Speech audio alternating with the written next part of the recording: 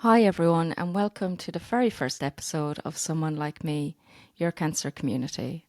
I'm Vanessa, and I'm honestly so glad you're here. Before I dive into my own cancer story, I want to share what this podcast is really about. It's a space where anyone who's been touched by cancer, whether you're going through it yourself, you're in remission, or you're supporting someone you love.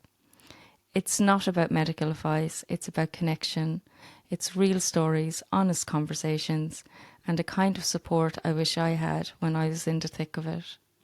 This podcast is for people who feel a bit lost, a bit overwhelmed, or just need to hear someone say, "Yep, you know what? I've been there. I've been there too."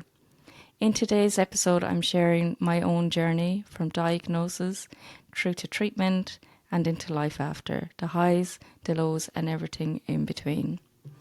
So let's get into it. Back in December 2019, I was diagnosed with breast cancer, and it was an absolute roller coaster. I'll never forget it. When you hear the words "it's cancer," it just absolutely floors you, as I'm sure all of you that are listening today has gone through, or you've been there supporting someone who has heard those words. And yeah, God, where do we start? I found a lump in my breast. I was just turned 40, and obviously I was worried about it because before that, my sister was diagnosed with lung cancer just 2 months before I was diagnosed. So our family were going through so much dealing with Veronica's diagnosis.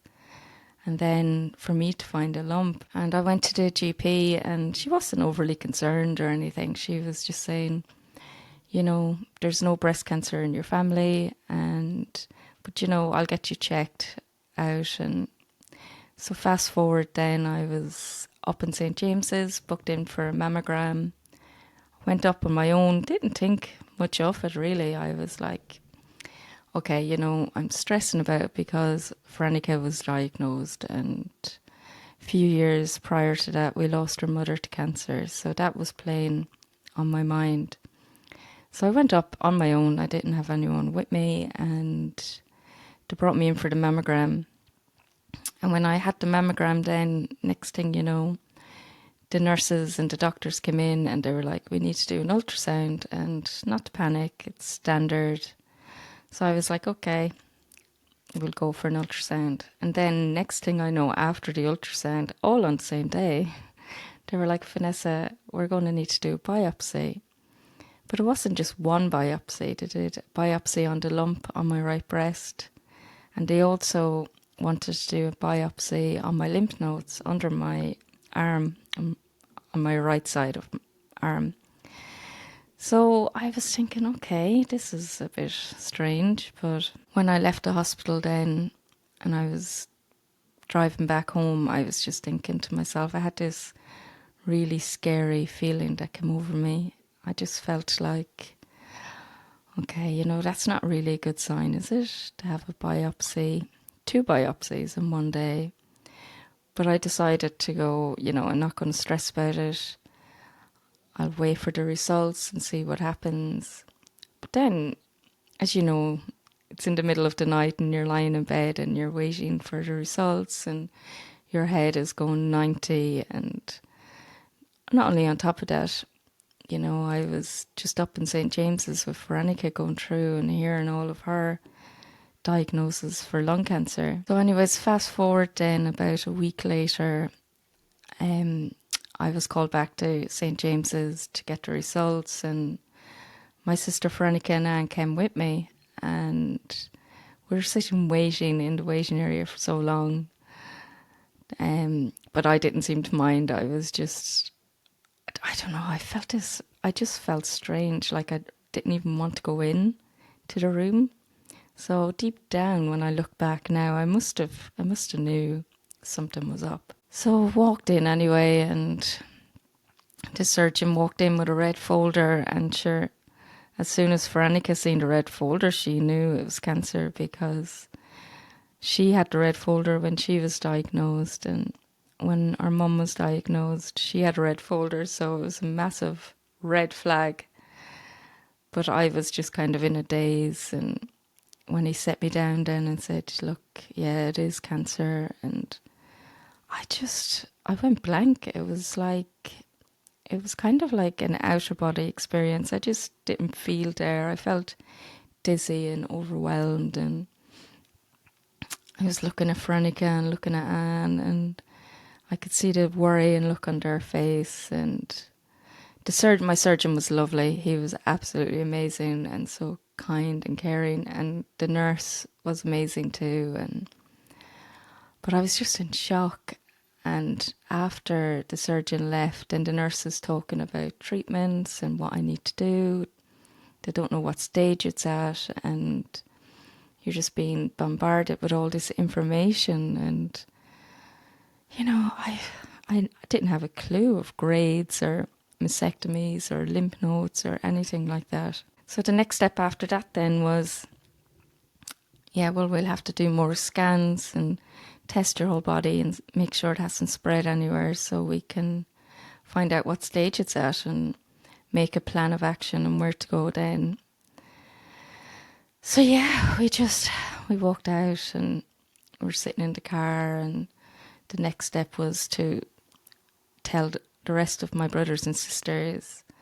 I come from a big Irish family. There's 13 of us. Yep, that's right.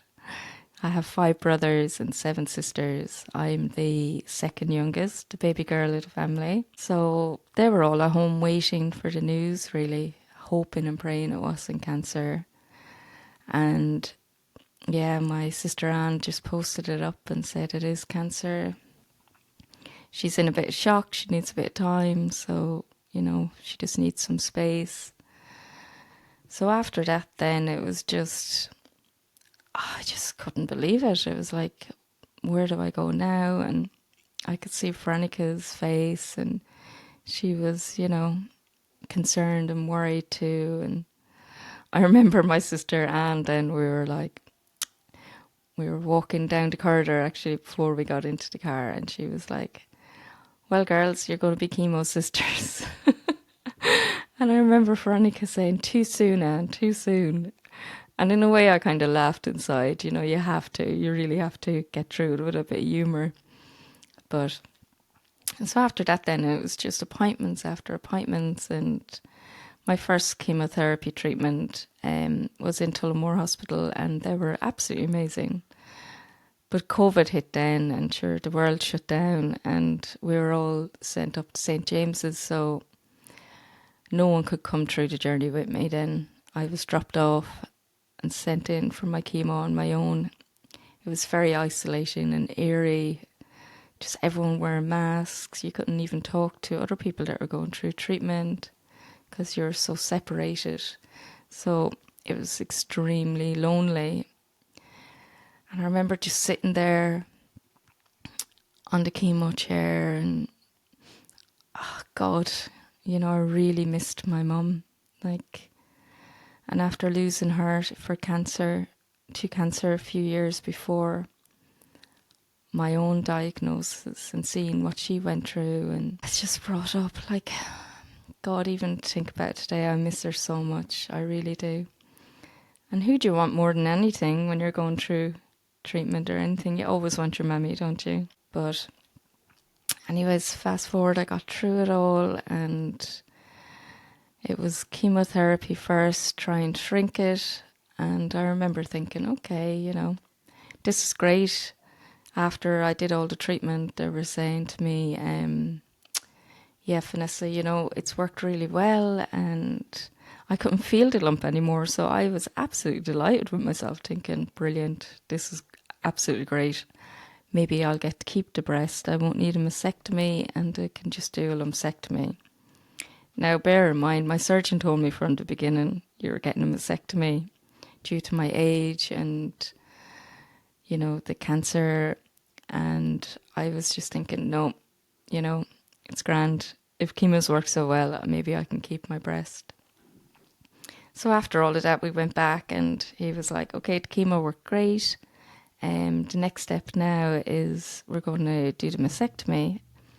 And I just remember thinking, I was sitting there going, why? Why do you have to take my breast? Like, it's such a feminine part of your body, and it's grief in a way because you're losing such a part of you. And I think all along I just really hoped that I would get to keep the breast. And I really went into a real depressive state after that, and it really affected me, the depression behind it.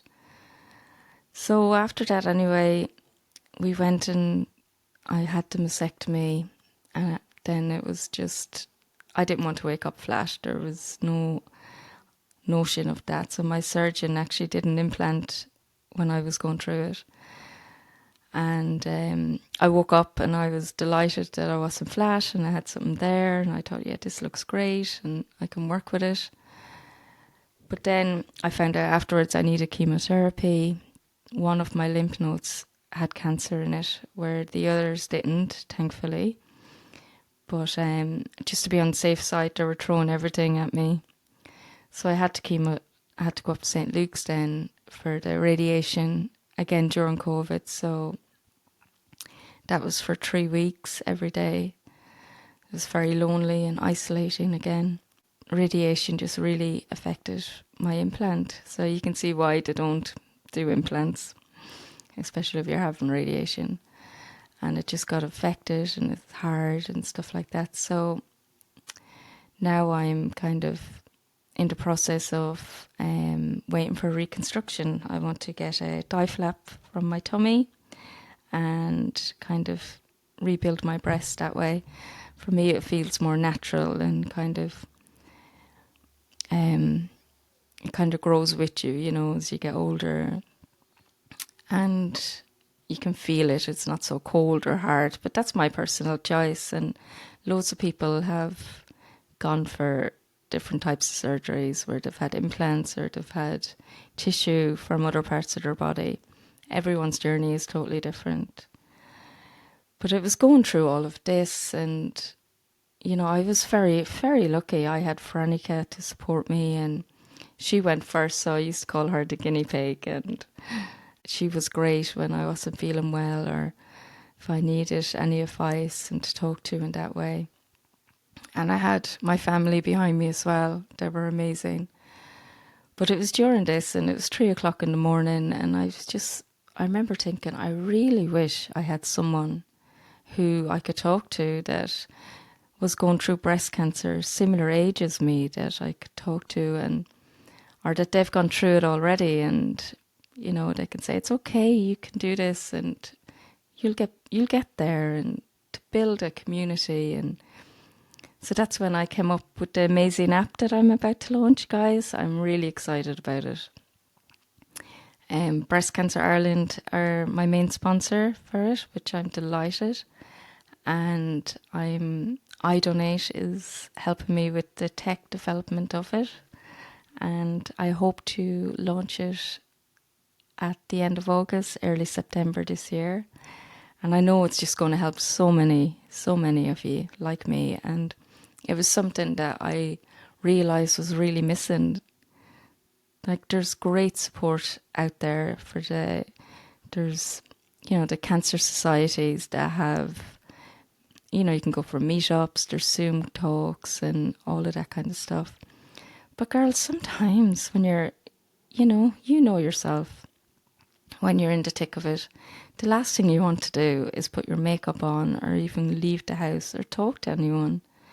Whereas the app is just going to allow you to pick up your phone, go on it, connect with people nearby you or around you that have a similar cancer diagnosis. You can start a private chat one-on-one. You can talk about your fears. You can talk about happy, funny times as well, you know.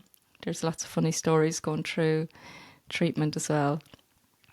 And it just gives you the support and you don't feel as lonely or isolated. And there will also be lots more on the app, like I was brutal for Googling everything. Any pain, ache, symptom, I was like, that's it.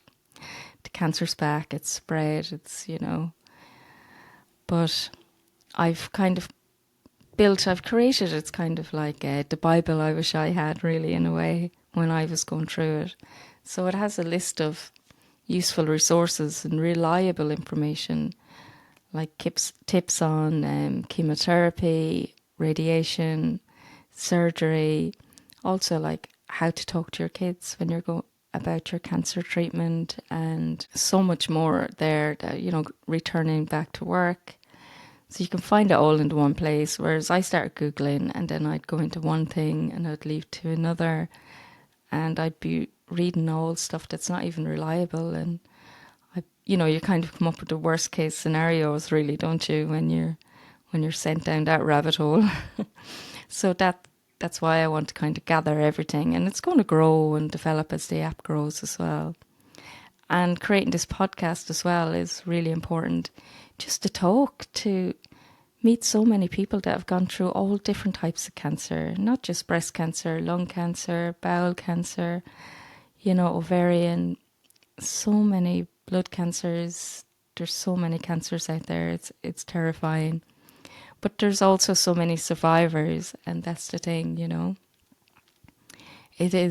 Cancer is just a chapter in your life, and you can get through it and get past it and get back to normal. And God, it takes time. It really, really takes time. Like, you lose yourself, don't you? You really lose yourself, and you have to find yourself all over again. And I found it really hard, and I struggled. I really struggled mentally with it. And I was single, going through it, and I just thought, like, who's going to want to date me, And I couldn't even look at myself in the mirror. And, now I'm finally learning to do that, and it's taken a long time to get there. And I'm building myself up, and creating this app has given me the drive and the passion to help so many other people. And it's so important to me that the app is free, because when you're going through cancer, it costs an absolute fortune. You're out of work for a year. Afterwards, even with the side effects, you could be out of work for a very long time. And so it's important that it is kept free, and by getting sponsorships like, Breast Cancer Ireland to get behind me, and I'm looking for other sponsorships. So if anyone's listening that knows anyone, please pass it on. I'd love to hear from them, to keep the app free and to build it and grow it and expand it, and to have it available for all of us cancer patients, survivors. And I love that there's a section for family and friends and spouses where they can connect and they can talk, because they don't know what to say or how to deal with it, and they've got their own fears and worries. Like, when I say cancer has hit me from every angle, it really has, I was first as a daughter when we lost our beautiful mum a few years before my own. And I always remember when Mummy was diagnosed, and she said, "No one's going to tell me when my time's up, only the man above." And she was so right. We got a year with her and great memories. And, when we were looking after her, we were all taking turns every night, and we'd have the music on. She loved Foster and Ellen, and we'd have great conversations and talks. And God, the grief, I still miss her so much. I really, really do. But I always remember her when she was sick, telling me, if you ever feel like you're in a dark hole, don't let yourself go there. And I never understood what she meant. But by God, I did when I got diagnosed with cancer. And I really, really did fall into that dark hole, and I had to pull myself out of it.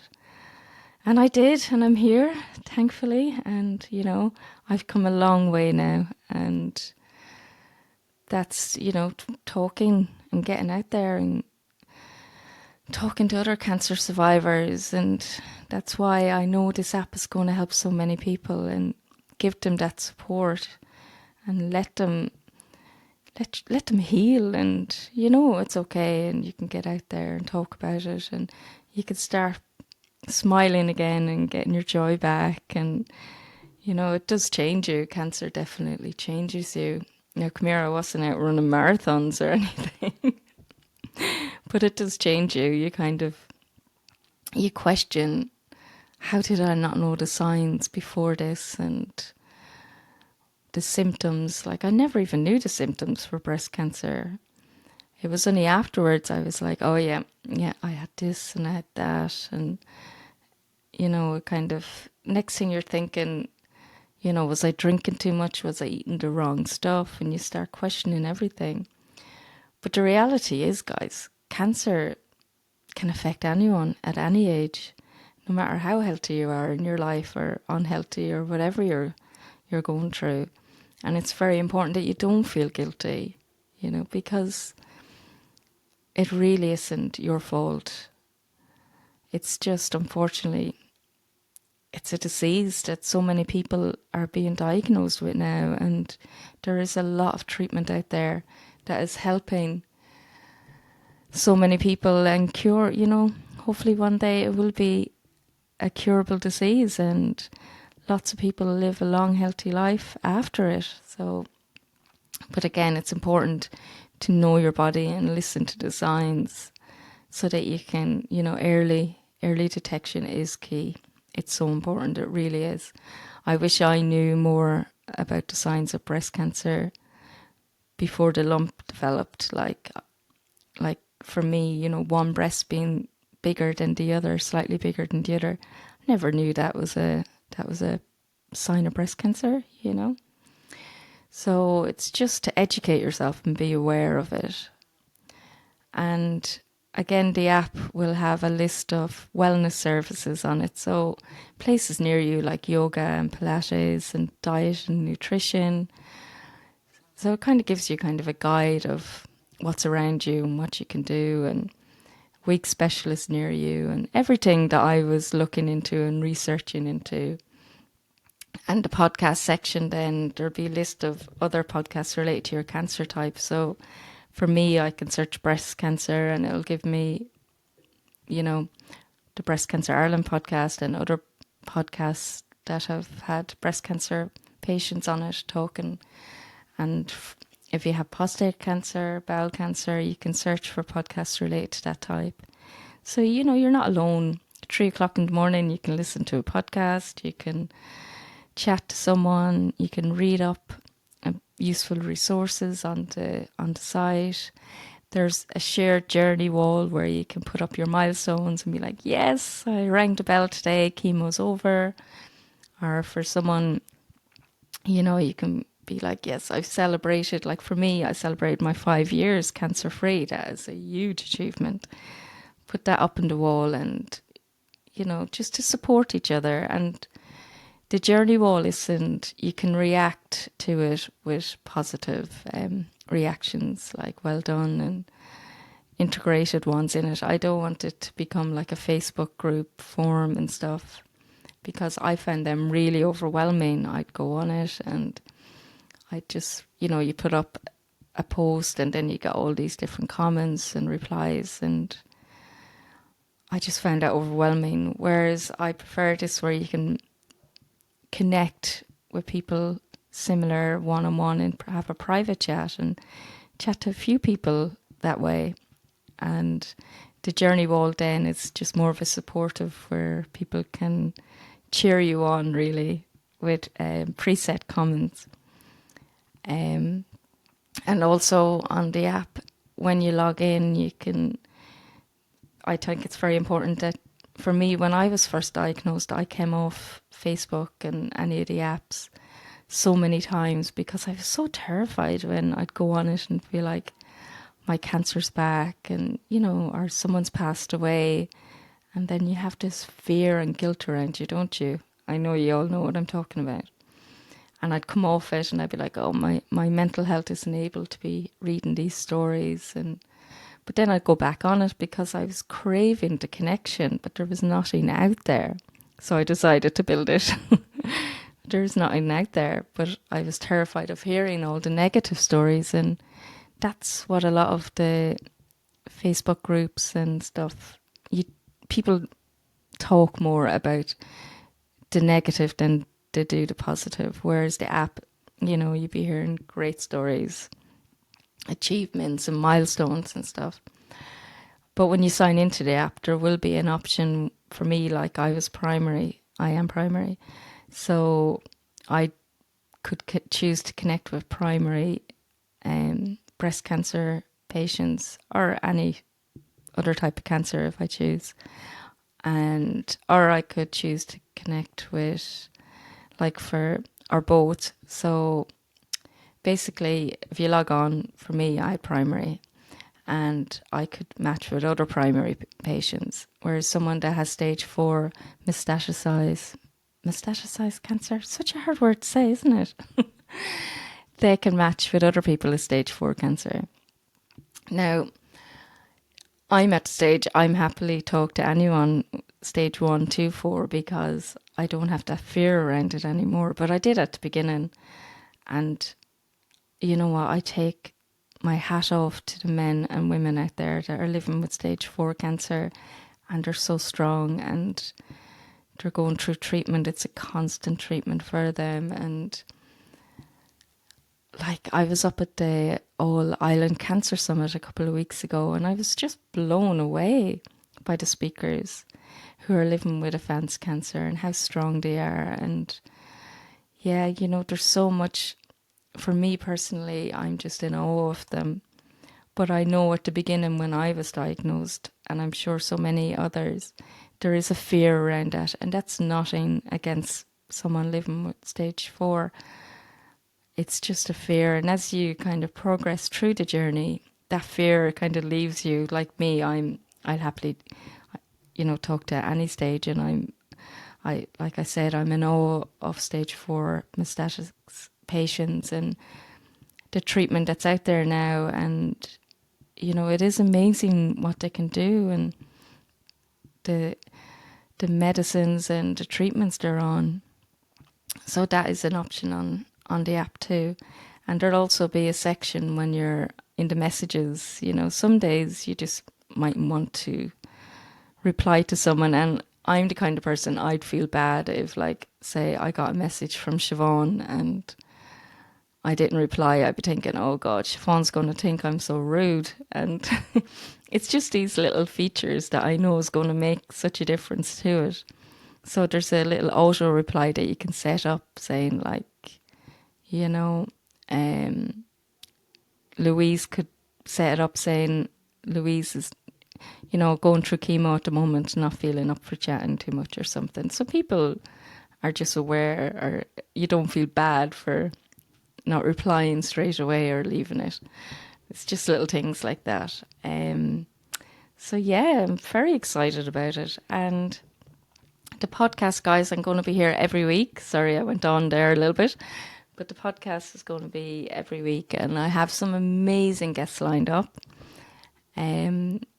Absolutely amazing, from, you know, cancer patients, husband and wives. I have, you know, family members, the whole lot. So stay tuned, and every week we will be talking, and it's just a safe place, isn't it? So feel safe, feel connected, tune in, and please spread the word and let other people know about the app that's coming out and about the podcast. And please follow it and subscribe and share it and get it out there. And until next time, I will talk to you very soon. Thank you very much.